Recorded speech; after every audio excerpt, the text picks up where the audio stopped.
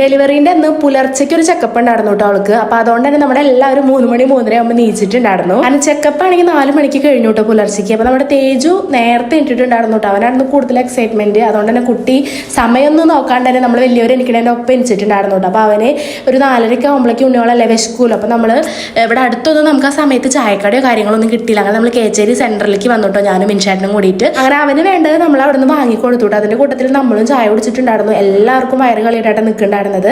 പിന്നെ അതേ അച്ഛനുള്ള ചായ കേട്ടോ നമ്മളെ പാഴ്സൽ പറഞ്ഞു. പിന്നെ അതുപോലെ അച്ഛന് കഴിക്കാനുള്ളതും നമ്മൾ പറഞ്ഞിട്ടുണ്ടായിരുന്നു കേട്ടോ. അങ്ങനെ അതെല്ലാം വാങ്ങിയിട്ട് നമ്മളത് നേരെ അച്ഛൻ്റെ അടുത്തേക്ക് പോയി. അച്ഛനാണെങ്കിൽ ഹോസ്പിറ്റലിന്റെ അടിയിൽ ഇരിക്കുന്നുണ്ട്. അപ്പൊ അച്ഛനുള്ളത് അച്ഛൻ്റെ കയ്യിൽ കൊടുത്തു കേട്ടോ. അച്ഛനും മിൻഷാട്ടിനും ഹോസ്പിറ്റലിന്റെ അടിയിൽ തന്നെയായിട്ട് ഇരുന്നിടുന്നത്. അപ്പൊ അച്ഛൻ ആ ഒരു മരത്തിന്റെ ചോട്ടിൽ നല്ല ചൂടല്ലേ, അപ്പൊ ഒരു തണവടിക്കാൻ തണവ് കാറ്റ് കിട്ടും പറഞ്ഞിട്ട് അവിടെ ഇരിക്കുന്നുണ്ട്. മിൻഷാട്ടിനാണെങ്കിൽ ഇതേ കാറിൽ പോയി കിടക്കുക ആദർശിൻ്റെതും പറഞ്ഞിട്ട് അങ്ങോട്ടും പോകുന്നുണ്ട് കേട്ടോ.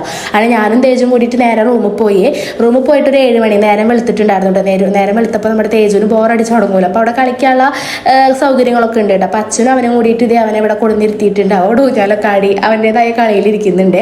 പിന്നെ ഞാൻ വിളിച്ചു കേട്ടോ വിൻഷാട്ടിനെയും. അവരൊക്കെ അങ്ങനെ ചായ കുടിച്ചിട്ട് എല്ലാവരും അങ്ങനെ കിടന്ന് നേരം വെളുത്തിട്ടാട്ടോ പിന്നെ എല്ലാവരും എണീറ്റിട്ടുണ്ടായിരുന്നത്. പിന്നെ നമ്മൾക്ക് ഡെലിവറിയുടെ ടൈമൊക്കെ ആയിട്ടുണ്ടായിരുന്നു കേട്ടോ. അപ്പോൾ അവളെ തന്നെ ഡ്രസ്സൊക്കെ മാറ്റിച്ചിട്ട് നമ്മളിതിങ്ങനെ ഇരിക്കുന്നുണ്ട്. ഇനി നമ്മൾ ലേബർ റൂമിൻ്റെ അവിടേക്ക് പോകാനായിട്ടോ എല്ലാ കാര്യങ്ങളും കൊടുത്തിട്ട് നമ്മൾ അങ്ങോട്ട് പോവുകയാണ് ചെയ്തിട്ടുള്ളത്. ബാക്കി വിശേഷങ്ങളൊക്കെ നിങ്ങൾ ഷോർട്സിലൊക്കെ കണ്ടിട്ടുണ്ടാവുമല്ലോ ഡെലിവറി കഴിഞ്ഞതും ഒക്കെ. അപ്പോൾ കുറേ പേര് ഇപ്പോഴും ചോദിക്കുന്നുണ്ട് എന്തുണ്ണിയാണെന്ന്. ആണുണ്ണിയാണ് കേട്ടോ. ഇതിൻ്റെയൊക്കെ കൂടുതൽ വീഡിയോസ് ആരെയുള്ള ചാനലിൽ ഇടുണ്ടാവും കേട്ടോ. ഞാൻ ജസ്റ്റ് ഷോർട്സോള് മാത്രമേ എടുത്തിട്ടുള്ളൂ. എല്ലാതും ഞാൻ എടുത്തിട്ടുണ്ട് കേട്ടോ അവളുടെ ഫോണിൽ. പിന്നെ അതേ അവിടെ ഡെലിവറി കഴിഞ്ഞവരുടെ വക നമുക്ക് മിഠായും കാര്യങ്ങളൊക്കെ തന്നിട്ടുണ്ടായിരുന്നേ. അപ്പം ഇനി അടുത്ത വീഡിയോയിൽ കാണാം കേട്ടോ. ബൈ.